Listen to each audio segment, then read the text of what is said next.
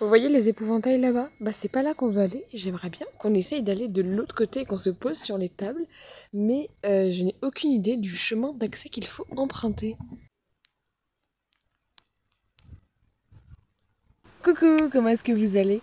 Aujourd'hui je faisais une balade après un tournage. Là ça fait deux... On est parti pour 2 semaines de tournage en tout cas. On est à la fin de la première semaine. Si j'ai suffisamment de contenu, je vous en ferai certainement une vidéo. Je ne sais pas encore parce que pour l'instant le rythme est assez élevé donc j'ai pas trop le temps de vous filmer quoi que ce soit. Mais aujourd'hui on était sur une journée plus chill. Je suis sortie faire une balade et je sais pas pourquoi j'ai eu envie de vous tourner une vidéo donc on est là, vous et moi. Je m'appelle Alice, j'ai 21 ans. Mon rêve c'est de devenir réalisatrice. Pour ça, je suis en école de cinéma et actuellement en tournage avec mes potes. Et aujourd'hui, on se retrouve sur ma chaîne YouTube pour une vidéo où je vais vous parler des films qui m'ont marqué ou en tout cas qui m'ont fait prendre conscience de choses dans la vie, tout ça, tout ça. Info importante, cette vidéo prendra fin quand la nuit tombera. Parce que je crois qu'on a encore, si on s'en tient aux éphémérides, allez, 1 heure à tout casser. Vous voyez ce que je veux dire? Donc voilà. Et en plus, on a une super pote avec nous. Est-ce que tu vas dire bonjour, Germaine? Elle vous a dit bonjour. Et si vous ne l'avez pas entendu, c'est que vous êtes validiste des sourds. Je pense que les premiers films qui ont marqué ma vie, c'était les films à suspense, les films d'enquête, les films où tu t'attends pas à la fin. Ça concerne par exemple les films de Christopher Nolan, ça concerne Usual Suspects, ça concerne Shutter Island. Et tous ces films-là, c'est peut-être ceux qui ont forgé mon envie de devenir une artiste et de raconter des histoires. Et c'est étonnant parce que je les ai vus quand j'étais assez jeune quand même, plutôt enfance, adolescence, merci papa. Et du coup, il y avait ce côté où moi, j'avais pas trop le job de réalisatrice en tête, je savais pas trop à quoi ça correspondait. Et je m'orientais plutôt vers une carrière d'actrice ou de comédienne. Et en tout cas, c'était un peu étonnant parce que j'avais envie de créer des histoires comme ça, de faire ressortir ça à des gens. Et j'avais pas encore compris que pour ça, il fallait être aux manettes de l'histoire que tu crées. Mais c'est bon, parce que maintenant, je fais les bonnes études pour faire ce que je veux. Donc maintenant, c'est ok. Mais je pense que c'est les premiers films vraiment qui ont marqué ma vie. De toute façon, il y a deux types, hein. Il y a les gens qui détestent Christopher Nolan et il y a les gens qui l'adorent. Et il n'y a pas d'entre-deux. C'est vrai que moi, je suis une grande fan. Enfin, pas dans le sens... j'attends avec impatience tous les films qui sortent, mais dans le sens où je crois pas qu'un de ces films m'ait déjà vraiment déçu. Et je pense que c'est un des réals auxquels je dois finalement cette envie de faire du cinéma. Et ça c'est drôle quand on y repense, parce que le premier truc que j'ai tourné, j'étais avec mes cousines, un repas de Noël, et on avait fait un court métrage en 7 plans sur les lutins du Père Noël qui perdaient les cadeaux et qui devaient trouver une solution. Dit comme ça, hein, c'est pas très bien, mais j'avais 10 ans et j'avais déjà ce truc-là de vouloir créer des histoires, de vouloir diriger des acteurs. Je jouais pas en dedans d'être à la caméra, donc peut-être que c'était très loin dans ma tête et que c'est logique que j'en sois là aujourd'hui. Mais en tout cas, merci à ces films-là. Ensuite, j'ai grandi et il y a un film qui m'a marqué qui s'appelle Little Women. Ça vient d'un livre que j'avais déjà énormément aimé et je pense que c'était le premier film dont j'ai regardé un making-of. Un making-of au cas où c'est tous les moments de tournage où l'équipe parle, tout ça, explique ce qu'elle fait. Voilà ce que j'adorerais pouvoir vous faire sur le tournage que là on est en train de réaliser. Donc on verra. Oh là, je bouffe mes cheveux. On verra si j'ai le temps. Mais c'est le premier film qui m'a marqué parce que je pense que c'est la première fois où je me suis dit ok, il y a autre chose dans un film que l'histoire, les combats, tout ça. Il y a une espèce de sincérité qui se dégageait de ce film. Et c'était hyper... et c'est comme ça d'ailleurs que Greta Gerwig est devenue ma réalisatrice préférée et qu'il n'y a aucun doute, c'est toujours son nom à elle que je réponds quand on me demande. J'avais vu ce moment où elle expliquait que par exemple il y a des scènes où juste elle fermait les yeux et aux voix, elle savait à l'enchaînement des voix si ça marchait ou pas. C'est l'un des films, en tout cas moi je trouve, qui est l'un des mieux dirigés parce que le jeu d'acteur est tellement au niveau qu'on oublie que c'est des acteurs et qu'on dirait juste que c'est des moments de vie. Et je suis devenue très très fan de ce genre de cinéma. De toute façon, ça me saoulerait d'être réal plus tard et d'être cantonné à un seul style.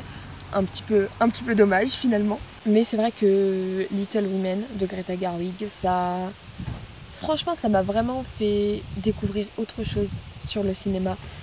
Et ça m'a apporté... En fait, c'est quelque chose dont je pensais pas avoir besoin et dont je me suis rendu compte qu'en fait si. Et tout est absolument incroyable dans ce film. Le jeu d'acteur est incroyable, le son est incroyable, les images sont incroyables, enfin, tout est parfait, les dialogues sont trop bien, l'histoire... Enfin, c'est un film d'une telle sincérité que je trouve qu'il est fou. Ça me rend trop contente d'être là à vous raconter ça. D'un autre côté, ça me cringe un peu parce qu'il y a des gens qui passent et je sais pas, genre, avoir une caméra en public, se filmer en public, bizarre. Et en même temps, je sais pas, genre, je suis trop contente de juste vous parler des films que j'aime bien. Incroyable. J'ai parlé des films que mon père m'avait montrés. Du coup, il faut aussi que je parle des films que ma mère m'a montrés finalement. Et je sais qu'il y en a un qui m'a énormément marqué, c'était Le Cercle des Poètes Disparus. C'est un peu un classique, hein, quand on parle des films qui ont marqué les gens. Je sais pas pourquoi, ça revient absolument tout le temps. Mais je le trouve assez exceptionnel dans la façon dont tellement de gens, après avoir vu ce film, se sont rendus compte que c'était trop important dans la vie de faire ce que t'aimais. Et c'est vrai que il y a toujours un côté tentant à choisir quelque chose de stable, choisir une carrière stable, et qu'être artiste en quelque sorte dans la vie c'est hyper dangereux. Enfin, ça veut dire vivre de l'intermittence toute sa vie, ce genre de choses. Pas très drôle, surtout avec la politique actuelle qui veut de plus en plus, qui juge de plus en plus les artistes inutiles à la société. Et on n'est pas dans un monde hyper propice finalement pour être un artiste. Mais ce film, je trouve qu'il résonne en beaucoup de gens parce que il nous montre à quel point l'art c'est important dans la vie, à quel point les gens ont besoin d'art pour être bien, pour être heureux, pour ressentir des choses, tout ça, pour exprimer des choses. Et ce film, c'est un énorme coup de cœur dans ce que ça a provoqué chez moi. On parle des films qui ont débloqué les choses chez moi, parce que sinon, des films que j'aime, il y en a énormément. Mais c'est vrai que je trouve qu'il y a un avant et un après ce film. Et si vous ne l'avez pas vu, franchement, voyez-le. Je trouve que c'est une prise de conscience. Vous pouvez déjà avoir cette conscience-là et être déjà dans ce mode-là. Mais ça fait jamais de mal, finalement, de le voir. Pour ceux qui n'ont aucune idée de ce que raconte ce film, c'est un prof qui arrive dans une école extrêmement conservatrice et qui va apprendre à ses élèves d'une autre manière en utilisant par exemple l'art, le théâtre, tout ça. Franchement, c'est un film incroyable. Ensuite, évidemment, il y a plein de films qui changent la manière dont tu perçois la société. Il y a des films qui luttent contre le racisme, contre l'homophobie, tout ça. Moi, je suis assez marquée pour des raisons évidentes par des films qui sont marqués par le féminisme. Et là-dedans, j'en ai 2 à conseiller, mais je pense que j'en ai plus. Donc en vrai, je vous les affiche soit là, soit en description. Promis, ils seront quelque part. Mais là, tout de suite, qui me vient en tête, il y a un film qui s'appelle Mona Lisa Smile, qui est un film pareil, un peu comme Le Cercle des Poètes Disparus finalement. Dans le cas présent, c'est une école d'art avec que des étudiantes filles et une professeure. Et la question qui se pose dans le film, c'est est-ce que ces filles devraient continuer leur vie d'artiste ou est-ce que ces filles devraient se marier, ça se passe à une autre époque que la nôtre, pour s'assurer d'avoir une vie stable. Et est-ce que les études d'art, c'est juste un truc cool finalement pour faire des études avant d'être marié, ou est-ce que ça peut mener plus loin. Incroyable ce film. Et j'ai vu Lee aussi. Je trouve qu'en termes de cinéma, il représente pas grand chose de si fou, mais c'est une histoire vraie sur l'une des rares femmes qui a pu être journaliste lors de la Seconde Guerre mondiale. Et c'est quelque chose de très très fou, vraiment. Et j'ai toujours aimé les biopics. Déjà, ils romancent un peu la réalité et en vrai, ils ont toujours du coup cette part de crédibilité puisqu'ils s'appuient sur la vérité. Mais surtout, ils racontent des époques qu'aujourd'hui, on ne pourrait pas imaginer par nous-mêmes. On peut imaginer, mais étant donné qu'il y a eu des recherches qui ont été faites avant, ils sont beaucoup plus réels que notre imagination, tout en nous le racontant d'une manière où ça peut nous intéresser. C'est pas des cours d'histoire, c'est un film, vous voyez. Et du coup, c'est vrai que j'ai toujours eu cet amour pour les biopics, parce que j'ai toujours trouvé ça extrêmement fort et extrêmement crédible. Et franchement, si l'horreur de la guerre, ça vous intéresse, surtout sur les femmes, c'est un film qui m'a appris beaucoup, en tout cas sur le sujet. Dans les films qu'on peut recommander aussi pour développer un esprit critique et des luttes sociales, on peut dire, il y a les films de Bong Joon-ho. Alors j'espère que je l'ai bien prononcé, sinon c'est un peu la honte. Mais c'est vrai que j'ai été particulièrement marquée par Parasite et Mickey 17. Voilà, qui sont les deux grands que j'ai envie de citer. Pour la manière dont ils abordent le point de vue de la pauvreté et qui représente assez bien une phrase qui est dite par l'un des personnages dans le film de c'est beaucoup plus difficile d'être gentil quand tu es pauvre et que tu dois lutter pour survivre.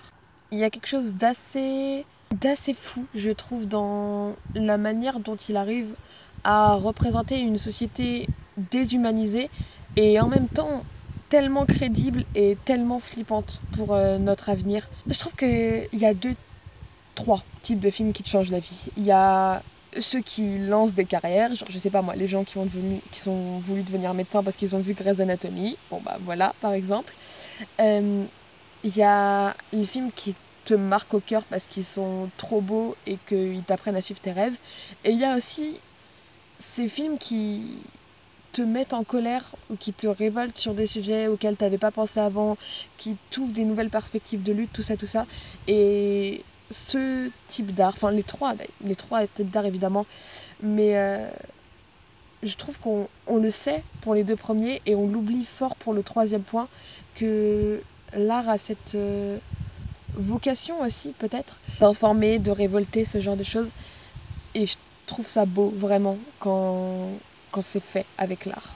Est-ce que vous, il y a des films que vous auriez aimé faire? Parce que là, j'étais en train d'y réfléchir et il y a un film qui n'est pas très très connu qui s'appelle 13 Cloverfield Lane. Enfin, ça se dit sûrement en anglais finalement. Mais c'est un film, c'est hyper étonnant, mais quand je l'ai vu, je me suis dit, j'aurais aimé penser à ça, j'aurais aimé être à l'origine de ça. Voilà, juste voyez-le. Franchement, j'ai rien envie de vous dire sur ce film, tellement je le trouve trop bien. Voilà. Voyez, si vous en avez vu aucun des deux, voyez 13 Cloverfield Lane avant Cloverfield, parce que le film est fou si vous n'avez pas vu l'autre. Voilà. Peut-être que si vous avez vu l'autre, le film est moins bien. Je sais pas. Mais en tout cas, 13 Cloverfield Lane, incroyable, j'aurais voulu le faire. Comme on parle de lutte, il y en a un que je pense que tout le monde devrait avoir vu dans sa vie. Il s'appelle Philadelphia et c'est à propos de l'homophobie et du sida. C'est un film qui aujourd'hui ne parle plus parce que aujourd'hui le monde va beaucoup mieux, enfin en tout cas la France va beaucoup mieux vis-à-vis de la compréhension du sida et de l'homophobie. Mais c'est un film qui était extrêmement parlant à une époque. Et comme on est toujours dans un climat de lutte sociale aujourd'hui, je pense que c'est hyper important que tout le monde ait cette connaissance-là de comment ça se passait à cette époque. Et franchement, Philadelphia, voyez-le. Je pense que, ouais, c'est ce que je vous disais, mais je pense que l'art a vocation à raconter d'autres époques, d'autres luttes. Et s'il peut permettre de ne pas refaire des erreurs du passé. C'est pour ça aussi que les films sur la Seconde Guerre mondiale, l'époque des colonies et l'horreur que c'était, c'est bien. Tout ça se doit, je dirais, d'exister. Même pas, c'est cool que ça existe. En fait, c'est un devoir finalement que ça existe. Et 12 hommes en colère aussi. Allez voir 12 hommes en colère. C'est trop bizarre parce que c'est un film que j'ai vu en philo. Et pareil, genre je trouve que ça change la perception de la justice. Bon, plus je parle et plus vous allez vous dire que je dois toute ma culture et ma réflexion à des films. Et en vrai, peut-être une grosse partie. Mais je trouve que pareil, 12 hommes en colère, ça raconte très bien une autre époque. Et Et ça te montre les problèmes évidents de certaines choses. Pareil, ça m'intéresse pas de vous raconter le film parce que je pense que c'est mieux en film. Mais il y a des avant et des après ces films-là. Parce que ta réflexion, ton mode de pensée change. Et possiblement ton empathie aussi à l'égard du monde. Pas empathie en mode oh quelqu'un pleure, je vais pleurer aussi. Mais empathie dans le sens compréhension des autres êtres humains. MDR, j'en ai encore un. Ça me revient en fait, plus je parle et plus j'en ai des nouveaux. Je sais pas si vous avez entendu parler de Maria Montessori. Alors, c'est une personne, oui, mais c'est aussi le titre d'un film qui parle de sa vie. Et moi, je vous ai dit que j'aimais beaucoup les biopics, donc voilà. Mais pareil, ça change ton point de vue sur l'éducation et sur le handicap. Et c'est un film, franchement, je sais pas s'il y a des gens qui l'ont vu, à part moi, tellement j'ai l'impression que ça fait un flop de fou en France. Et pourtant, moi, il m'a marqué vraiment. Après, ça répondait à des réflexions que je me faisais déjà, donc c'était assez simple de rentrer dans l'aventure. Mais il existe des films qui parlent de tellement de problématiques différentes. Et il existe des films sur les problèmes les plus courants, homophobie, handicap, racisme, sexisme, tout ça. Et il existe aussi plein d'autres films qui parlent de problématiques moins courantes. Et tout ça, ça a le mérite d'exister. Bon, allez, j'arrête de vous faire chier avec ma morale à la noix, mais allez voir ces films. Et si vous voulez, je vous en fais une liste que je mets en description. Voilà, tous les films pour changer votre point de vue sur les gens. Il est 20h, on n'a plus beaucoup de temps, vous et moi. C'est drôle, du coup, j'étais sur Portrait de la jeune fille en feu. Et je sais pas si ça a changé ma vie, mais vous voyez ce film quand même. Déjà parce que il a été récompensé. C'est un argument valable. Et aussi parce que je trouve qu'il est absolument magnifique en termes d'esthétique. L'histoire est cool aussi, il n'y a pas de doute. Le film m'a suffisamment plu pour que je regarde le making-of, chose que je n'ai pas fait avec tous les films que j'ai vus. Mais, et je lui ai mis 5 étoiles. Mais bon, je mets 5 étoiles à tous les films. Mais tout ça, c'est des très mauvais arguments. L'histoire est belle, touchante, et surtout, l'image est incroyablement magnifique, vraiment. Et je veux faire des visuels comme ça dans le cinéma, laissez-moi faire ça. J'ai fait un exposé dessus cette année tellement j'ai trouvé les plans. C'est drôle du coup parce que là où vous êtes arrêté sur les Towerbox avec moi, il y a 2 autres films qui franchement valent le coup que j'en parle, à savoir I'm Still Here, qui raconte un moment dans la vie d'une femme pendant la dictature brésilienne, ce qui n'est pas si vieux que ça. Encore une histoire vraie, j'adore les biopics, et qui vaut le coup aussi, évidemment. Et The Wild Robot, qui est un dessin animé, mais vraiment trop adorable. Et je pense que du coup, il se classe dans mes 4 films préférés, évidemment. Avec du coup Little Women, évidemment. 12 ans en colère, qui, je sais pas s'il est vraiment mieux que les autres, mais il m'a marqué jeune, donc je pense que ça peut jouer. Et le deuxième, Hunger Games. C'est vrai que j'en ai pas parlé, mais je pense que c'est le seul film dont je connais l'intégralité des répliques par cœur. Ce qui est un haut level, ça veut dire que je l'ai visionné vraiment, vraiment beaucoup de fois. Je suis absolument fan des dystopies adolescentes, parce que aussi je les ai vues adolescentes, je pense, mais possiblement que ça et les films de super-héros style les Batman ou les Captain America, c'est ce qui m'a donné mes premiers idéaux politiques en quelque sorte. Il y a des choses qui sont pas normales et c'est cool que des gens se battent contre ça. Vraiment, de manière très très basique, hein, on est d'accord. Mais les Hunger Games, ils sont absolument fous. Et je n'ai jamais laissé personne les critiquer devant moi. Parce que ça a beau être des films pour adolescents, je trouve qu'ils ont absolument tout réuni. Je trouve que déjà l'autrice, parce que c'est des livres à la base, est hyper intelligente parce qu'elle a fait les choses tellement bien. Et ça raconte tout en fait. Ça raconte l'histoire d'un monde qu'on vit actuellement avec le capitalisme. On a des personnages hyper touchants, on a le côté de les enfants sont les premières victimes.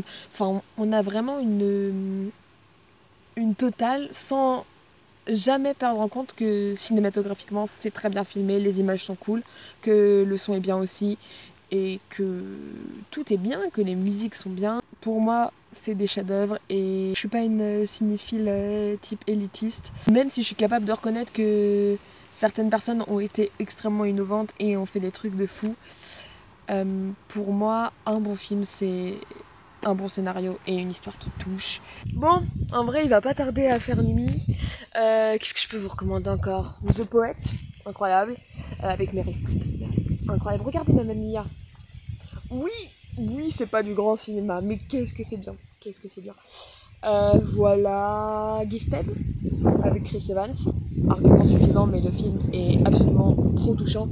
Et en fait, le problème, c'est que je pourrais vous donner tellement de films juste parce que... Juste, je trouve que... Là, je tremble. Juste, je trouve qu'il y a tellement de films où tu peux sortir de la salle et te dire waouh, ça m'a fait un choc de fou, je suis plus la même personne. C'est quelque chose qui arrive avec tellement de films et c'est pour ça que l'art il est beau et que j'aime trop ça et que j'aime trop aller au cinéma, regarder des films. Voilà. Mais branchez-vous séries en vrai. En vrai, les séries. Est-ce que... Je la garde pour une autre vidéo. On parlera série une autre fois. J'ai très mal au bras quand je suis dans cette position, donc ça ne va pas durer longtemps. La nuit, de toute façon, commence à tomber. Il commence à faire froid, donc moi je vais rentrer, faire ma feuille de service pour demain parce que je ne l'ai pas fait. Voilà, feuille de service. Et vous savez quoi, je vous expliquerai ça aussi dans une vidéo sur le tournage. Et voilà. Est-ce que vous voulez un au revoir de Germaine en vrai? Ok, je pense que Germaine veut vous faire un au revoir. Du coup, la question pour vous, Germaine, c'était quel est votre film préféré? Alors en fait, vous savez, moi, mon film préféré, c'est Don't Worry Darling. Excellent film. Très très bon film à voir. Oui, et je recommanderais aussi peut-être aux gens Wind River, avec un accent anglais complètement éclataxe. Excellent film aussi. Sur les Indiens. Enfin, attendez, ça parle de la condition des Indiennes et des femmes. Et c'est... Celui-là aussi est top. Est-ce que, Germaine, vous avez un dernier film à nous recommander? Non, en fait, va te faire foutre. Au revoir les petits loulous. Pensez à vous abonner, à mettre un like et à commenter. Et oui, tout ça parce que en fait c'est cool et que Alice elle aime bien voir vos commentaires et trouve ça absolument adorable. Et voilà, c'est tout ce que j'avais à dire. À la prochaine. Ciao ciao.